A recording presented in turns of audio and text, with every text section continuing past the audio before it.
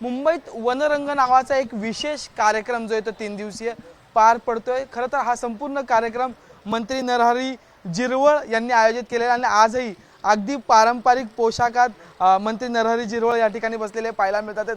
आदिवासी संस्कृतीचा गौरव अशा ब्रीद वाक्यासोबत हा संपूर्ण कार्यक्रम जो आहे तो करण्यात आलेला। आपण त्यांच्याशी गप्पा मारणार आहोत। झिरवळ साहेब, तुम्ही विधान भवनाबाहेर आम्हाला अशा पोशाखात आदिवासी दिनानिमित्त दिसलेले आहात। आज हा कार्यक्रम पुन्हा पार पडतोय, पवार साहेब येऊन गेलेले आहेत, काय नेमक्या भावना आहेत? काय झालंय, आपण हा आदिवासी दिवस जो आहे तो 9 ऑगस्ट हा आपण तुम्ही त्याचे साक्षीदार आहात। एक 7-8-10 वर्षापासून साजरा करतो, पण तो करत असताना एक दरवर्षी एक ऊर्जा निर्माण होते। मग ती तुमच्या माध्यमातून होते, तुमच्या माध्यमातून जनतेपर्यंत ओव्हरऑल महाराष्ट्रभर त्या ठिकाणी त्याची तुम्ही प्रसिद्धी करता। खरंच मनापासून मी तुम्हाला धन्यवाद देईल की आदिवासी गौरव दिन म्हणून ह्याची परंपरा फार पूर्वीपासून आहे, पण ती कधी चालू होती कधी बंद होती।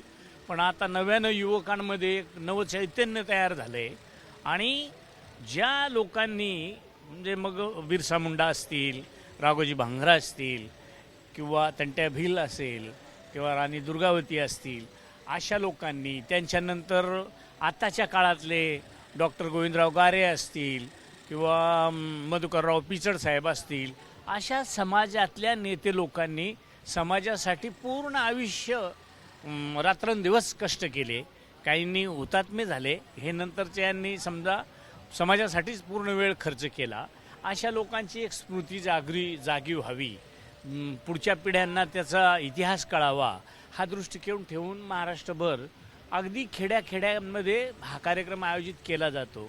शहरांमध्ये अगदी चंद्रपूर, गडचिरोली, भामरागड, पुणा, धुळा, जळगाव, नंदुरबार, नाशिक, पालघर, ठाणा सगळ्या ठिकाणी कार्यक्रम मुंबईपर्यंत आला, पण मुंबईमध्ये नव्हता। आणि म्हणून मला ते जाणीव झाली ज्यावेळेला इथं मी उपाध्यक्ष म्हणून राहिलो, त्यावेळेला माझी सहज कल्पना का आपण मुंबईमध्ये का करू नये। मग मुंबईमध्ये करायला सुरुवात केली, छोटंसं रोपटं लावलं, पण आज त्याचं एवढं मोठं रूपांतर खूप चांगल्या पद्धतीचं झालं आहे आणि पूर्ण महाराष्ट्रभरातून ही माझी सगळी बंधुमंडळी, भगिनी मंडळी सगळे त्यांची कला, कौशल्य, स्किल सगळं इथं प्रदर्शित करतात। त्याचबरोबर इथं खाद्यसंस्कृती असेल, पेंटिंग असेल, कला कौशल्य असेल, याचं सगळं प्रदर्शन या ठिकाणी मांडलेलं आहे। इकडं चित्र वगैरे सगळी रेखाटलेली आहेत। आता आपल्या इथं पद्मभूषण भिकल्या बाबा, त्यांनासुद्धा त्यांना 3-4 वर्षापासून मी दरवर्षी बोलवत असतो। आजही ते कालपासून इथं आहेत। मग ते एक थाळ गाण्यावाले बाबा आहेत। अशा आमच्या आदिवासींच्या ज्या संस्कृती, ज्या परंपरा आहेत त्या भविष्यात पुढेही चालत राहाव्यात, ह्या दृष्टीनं हा सगळा अट्टहास करतोय। खरं तर अगदी नव्या पिढीने तुम्हाला म्हणजे जेनजीच्या चर्चा सतत सुरू आहेत सध्याच्या काळात, नव्या पिढीने तुम्हाला उपसभापती म्हणून सभागृहात बसलेलं पाहिलंय। लेंगा सदरातले झिरवळ त्यांनी पाहिलेले आहेत, पण असा पोशाख परिधान केल्यावर काय नेमकं वाटतं आणि काय काय आठवणी जागा होतात? मला एक वाटतं ना, मी आमच्या समाजाची वेशभूषा ही तशी माझ्या आजोबा पंजोबाच्या कार्यकाळात किंवा आताही ही मंडळी जी आहे ही कुठंतरी एक लज्जा राखण्या एवढं मिळेल ते साधं सोपं, त्याला काय टेरिकॉटच पाहिजे असं काही नाही, मँचेस्टर मांजरपाट जरी असलं तरी चाललंय, परंतु एक संस्कृती म्हणून अतिशय चांगल्या पद्धतीची जोपासली जाते। त्याच्यात मी जेव्हा इन्व्हॉल्व होतो त्यावेळेला मला वाटतं का मी अजूनही त्या मातीबरोबर जुळलेला आहे। भविष्यात सुद्धा अशाच पद्धतीनं मला राहता यावं एवढी माझी परमेश्वराला विनंती आहे। खरं तर आदिवासी समाजातील अनेक नेते ज्यांनी या महाराष्ट्रासाठी, या देशासाठी क्रांतीची बीजं पेरलेली आहेत, सध्या तुमच्याकडे जे खातं आहे अन्न आणि प्रशासन, ह्या सुद्धा चर्चेचं आहे, कारण की नुकतेच तुकाराम मुंडे त्या खात्याचा पदभार विभाग सांभाळताना पाहायला मिळाला आणि कारवाईंचा बडगा जो तो सतत सुरू आहे। मी काल एक सांगितलं का मी आता 3 दिवस माझ्या खात्यावर बोलणार नाही। मला आत्ताही सांगितलं का आपल्या राज्याचे अन्न औषध प्रशासन आणि विशेष सहाय्य मंत्री, तर मी त्यांना रागावलो म्हणजे त्यांना मी सांगितलं का मला आता 3 दिवस मंत्री म्हणू नका तुम्ही, 3 दिवस मला मंत्रालयातलं विचारू नका तुम्ही, 3 दिवस माझ्या खात्यात काय चाललंय, चांगलं वाईट काहीही विचारू नका. 3 दिवस मी हा समाजासाठी म्हणजे समाजासाठी चाललंय. जे चालू आहे ते सगळी जनता कौतुक करत असेल असं ऐकायला येतं कानावर. परंतु कालपासनं जेव्हा मी बघितलं तेव्हा मला जो आनंद आहे तो माझा आनंद, माझ्या आनंदाबरोबर माझ्या समाजाचा आनंद, अगदी गावागावाकडून फोन येतात तर बाबा खरंच एक आदिवासीचा कार्यक्रम मुंबईसारख्या राजधानीच्या ठिकाणी होतो. दक्षिण मुंबई. तोही दक्षिण मुंबईत का मुंबई म्हणली तर आर्थिक राजधानी तर आहेच, पण एक पर्यटन देशी परदेशी लोक जी आहेत ती ह्याच आपल्या दक्षिण मुंबईत येत असतात आणि तिथं तो कार्यक्रम होतो. विशेषतः मंत्रालयाच्या प्रांगणात जवळपास होतो किंवा विधान भवनाच्या आसपास होतो किंवा नरिमन पॉईंटच्या आसपास होतो. आता मरीन ड्राईव्हच्या बाजूला होतो. तर त्याच्यासारखा आगळा वेगळा आनंद दुसरा कोणताच नाही आहे. त्यात काल याची सुरुवात, शुभारंभ, उद्घाटन हे सुनेत्रा ताईंच्या हस्ते त्या ठिकाणी पार पडलं. ताईसुद्धा एवढ्या भावूक झाल्या, एवढ्या खुश झाल्या, कारण त्यात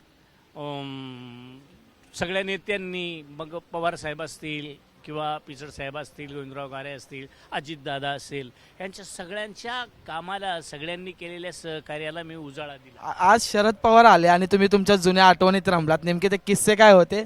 पवार साहेबांसोबत तुम्ही असं म्हटलात की एका आदिवासी नेत्याला एवढंपर्यंत केलं, पण तुमचे वेगळे किस्से होते, नवरा बायकोंचे किस्से होते, लहानपणीच्या आठवणी, या सगळ्या तुम्ही मंचावर मांडत होता. हो, मांडत होतो. म्हणजे काल सचिन भाऊ येऊन गेले, सचिन भाऊ आहेर, त्यांनासुद्धा इतकं खरंच तुम्ही एकाग्र होता, खरंच समाजात समरस होता, असे त्यांनी खूप वाहवा केली. आज काल तटकरे साहेब येऊन गेले. आज पवार साहेबांना ज्या वेळेला मी आमंत्रित करायला गेलो तेव्हा मला 8 वाजेचा वेळ दिला होता.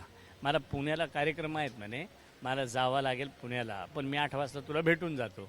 नंतर परत फोन आला, एक कर तुला मी 10 वाजताच येतो. आणि मला वाटलं होतं किती वेळ थांबतील पवार साहेब.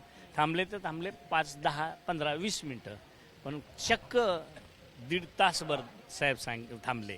आणि मग तो माझ्या भाषेत, साहेबांना तशी माझी भाषा माहीत आहे का मी पूर्ण असा बदलतच नाही. मग ते कुठं एखाद्या सभागृहात भाषण करायला लावू द्या किंवा एखाद्या सभेत भाषण करायला लावू द्या, मी भाषा माझी आहे तीच बदलत नाही. आणि म्हणून त्यांना ते एक आपलेपणा वाटतो किंवा बाबा हा माणूस ह्या लोकांमधून बाजूला होतच नाही, म्हणून त्यांनी खूप वाहवा केली. त्याच्यात किस्सा म्हणून सांगितलं का बाबा आदिवासी लोक हे निसर्गाशी एवढे एकाग्र आहेत, निसर्गाच्या सानिध्यातच त्यांना जन्माला घालण्याचा उद्देशच परमेश्वराचा तो का ते नातेवाईक आहेत. आम्ही आता दैवत मानतो. तुम्ही इथं हे बघितलं असेल, सोंग वगैरे आमच्याकडं नाचवतात ते, त्याच्यात वाघदेव, त्याची आम्ही वसुबारसेला पूजा करतो, रानदेवाची पूजा करतो, अशा सगळ्या रानाशी, जंगलाची, झाडांची पूजा करतो. असं आमचं नातेसंबंध आहे. आणि मग त्याच्यातून मिळणारं जे काय आहे, मग तो आयुर्वेद असेल, मध असेल, डिंक असेल, हे सगळे जवळपास. पुन्हा आपण खाद्य संस्कृतीकडे जातो आणि ते खाद्य संस्कृतीचं खातं तुमच्याकडे. अगदी शेवटचा प्रश्न आहे की एकीकडे एवढी जोरदार कारवाई सुरू आहे, नवं बीज या FDAने पेरलं गेलं आहे, पण दुसरीकडे कोर्ट म्हणते की मच्छराला मारायसाठी तलवारीसारखी कारवाई करू नका. या वाक्याकडे, या सगळ्या गोष्टींकडे, घटनाक्रमाकडे कसं आहे? सुरुवात झाली असेल, काही ठिकाणी तशा पद्धतीचा प्रकार झालाय असेल तर तो भविष्यात थोडंसं चेंज केला जाईल. पण खाद्य संस्कृतीचं जर सांगायचं झालं आणि माझ्या FDAशी संलग्न सांगायचं झालं तर पेढा किंवा भेसळ, पण इथं जे लावले ना खाद्य संस्कृती, एकही भेसळ नाही, एकही खत टाकलेलं नाही, एकही पेस्टिसाईड टाकलेलं नाही. आणि म्हणून आमच्या आदिवासी माणसांची, माझी तब्येत सोडून द्या, माझं थोडं पोट वाढलं पण तब्येती पहा, कारण भेसळ किंवा खताचं अजिबात कुठं खात नाही.